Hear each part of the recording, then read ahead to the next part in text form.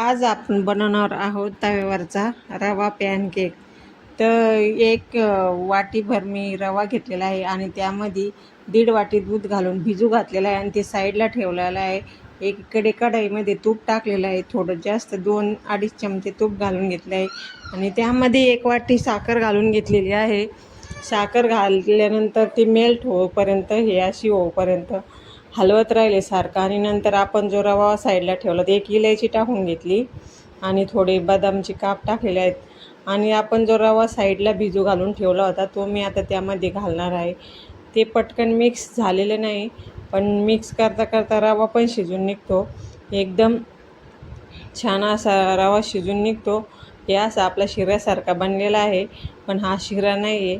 आणि मग ती थंड व्हायला एकीकडे ठेवली आहे। 1 चमचा तूप पुन्हा थंड झाल्यानंतर मी सगळं पोळपाटावर मळून घेतलेलं आहे। मी ते पोळपाटावर तुम्ही बघू शकता 1 मिनिटं मळल्यानंतर त्याचं हे असा उंडा तयार झालेला आहे आणि त्याचे मी काप करून घेतलेले आहे आणि तव्यावर मी फ्राय करून घेतलेला आहे, म्हणजे तव्यावरच एकदम क्रंची होईपर्यंत मी परतू दिलेले आहे। 4 ते 5 मिनिटे लागतात त्याला।